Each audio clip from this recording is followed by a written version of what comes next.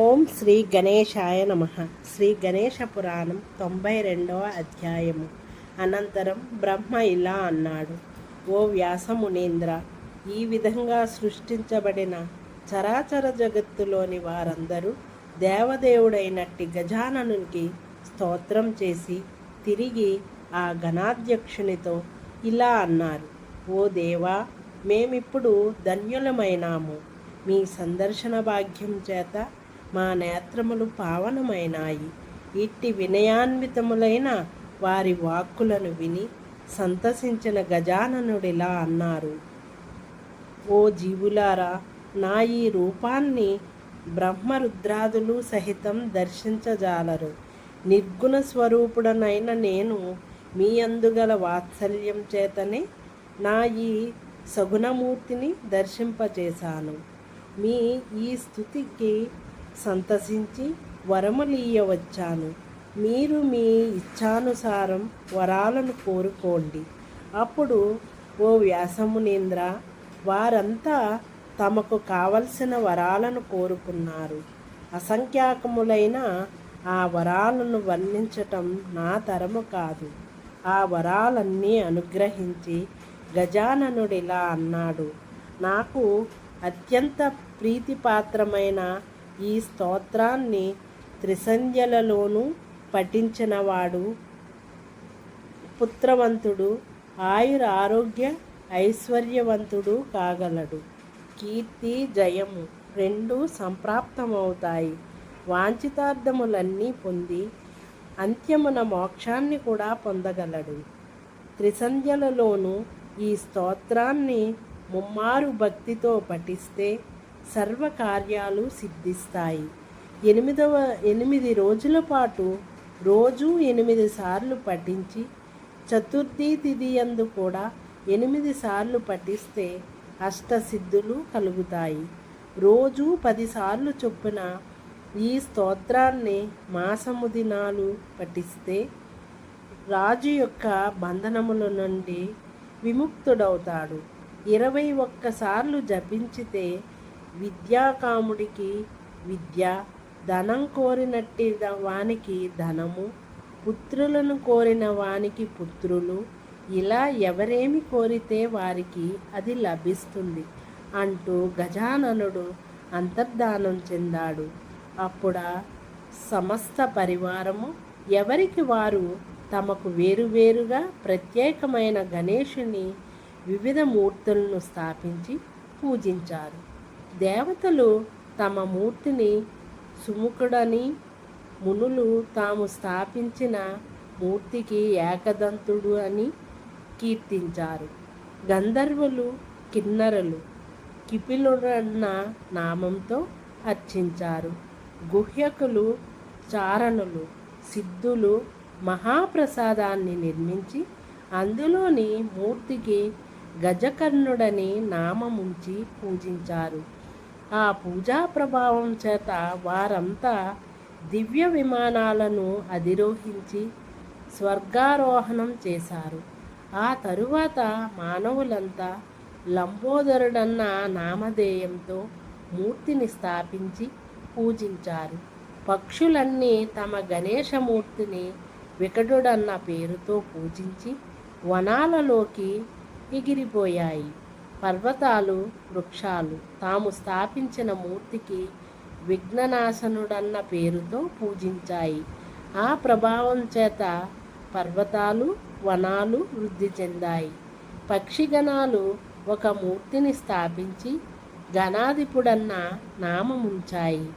విషధర జీవులన్నీ ధూమకేతు అన్న పేరుతోనూ, జలశయాలన్నీ గణాధ్యక్షుడన్న పేరుతోనూ పూజించాయి. క్రిమికీటకాదులన్నీ వాషధీగణాలతో కూడినవై తాము స్థాపించిన గణేశమూర్తికి పాలచంద్రుడన్న నామంతో పూజించాయి. ఇంకా ఇతర చేతనములన్నీ అనేక గణేశమూర్తులను స్థాపించి భక్తిభావంతో పూజించాయి. గజాననుడనే పేరు గల మూర్తి అందరకు సకల కోరికలను ప్రసాదించున్నటువంటిది. ఇలా సమస్త లోకాలలోని వారు గజాననుని అనుగ్రహ విశేషం చేతనే తమ తమ కార్యాలను నెరవేర్చుకోవటంలో దక్షులై విలసిల్లారు. ఆ దేవదేవునికి గల అనంత నామముల యొక్క ఫలమింతని చెప్పటానికి సఖ్యము కాదు. వాటిలోని సారమునే గ్రహించి సహస్రనామములను చెప్పాను. అట్టి వాటిలోకెల్లా సారభూతమైనట్టివి 12 నామములు. సముద్రమథనం చేత 14 రత్నాలు లభించినట్లుగా సహస్రనామములను మదించుట చేత గణేశ ద్వాదశ నామాలు లభించాయి. ఓ వ్యాసమునీంద్ర, ఈ విధంగా సంక్షేపంగా గజాననుని మహిమను నీకు వర్ణించాను. విస్తారంగా చెప్పటానికి త్రిమూర్తులకు గాని ఆదిశేషునికి గాని తరం కాదు. ఇక ఇతరులు ఎంతటి వారు? అందుచేత సర్వకార్యములయందు గజాననుడు తప్పక పూజించి తగినట్టి మహానీయుడు. ఎవరు ఆ దేవదేవుని పూజించక అలక్ష్యం చేస్తారో అట్టి దురాత్ములకెన్నడూ కార్యసిద్ధి కలుగనేరదు. అప్పుడు వ్యాసమునీంద్రుడు ఇలా ప్రార్థించాడు: ఓ చతురానన, ఆ ప్రసిద్ధమైనట్టి అనంత ఫలప్రదములైనట్టి ద్వాదశ నామాలను చెప్పు. వేటిని పఠించటం వల్ల వినటం వల్ల నిర్విఘ్నతను సులభంగా పొందగలరు? అనగానే బ్రహ్మ ఇలా అన్నాడు: 1 సుముఖుడు, 2 ఏకదంతుడు, 3 కపిలుడు, 4 గజకర్ణుడు, 5 లంబోదరుడు, 6 వికటుడు, 7 విఘ్ననాశనుడు, 8 ఘనాధిపుడు, 9 ధూమ్రకేతుడు, 10 గణాధ్యక్షుడు, 11 పాలచంద్రుడు, 12 గజాననుడు. ఈ 12 విశేష ప్రభావం గల గణేశుని ద్వాదశ నామాలు. ఈ నామాలను విన్నా పఠించిన విద్యారంభంలోను, కార్యప్రవేశంలోను, ప్రయాణ సమయంలోను, సంగ్రామ సమయంలోను, ఆపత్సమయాలలోను దీనిని విన్నా పఠించిన విఘ్నములన్నీ సమూలంగా నశిస్తాయి. తెల్లని వస్త్రమును ధరించి చంద్రుని వర్ణముతో కూడినట్టి వాడు 4 చేతులు కలిగిన అనుగ్రహమూర్తిగా ఆ దేవదేవుని ధ్యానిస్తే సకల విఘ్నములను హరిస్తాడు. 1,000,000 యజ్ఞముల ఫలం కానీ, 1,000,000 వ్రతాచరణ వల్ల కలిగిన ఫలం కానీ, తపస్సు కానీ ఇందులో 100వ వంతు ఫలాన్ని కూడా ఇవ్వలేవు. ఉదయాన్నే ఈ నామములను ఎవరు శ్రద్ధతో పఠిస్తారో అట్టి వారికెన్నడూ కార్య విఘ్నములు కలుగువు. అట్టి వారి యొక్క సకల కార్యములు సిద్ధిస్తాయి. అట్టి వారిని దర్శించినంతనే లోకాలన్నీ పవిత్రమవుతాయి. అందుచేతనే ఓ వ్యాసమునీంద్ర, సౌర, శైవ, శాక్త, వైష్ణవ సాంప్రదాయకులంతా ఈ గణేశ ద్వాదశ నామాలను ఉచ్చరించి ఆ తరువాతనే తమ స్వకర్మలను నిర్వర్తిస్తున్నారు. ఈ పవిత్ర నామోచ్చరణ వలన కార్యసిద్ధి తప్పక కలుగుతుంది. ఓ వ్యాసమునీంద్ర, ఈ విధంగా ద్వాదశ నామముల మహిమను నీకు పూర్తిగా వివరించాను. పావనుడైన గణేశుని ఉపాసించుట వల్ల కలిగే ఫలితాన్ని నాకు వీలైనంత మేర వర్ణించాను.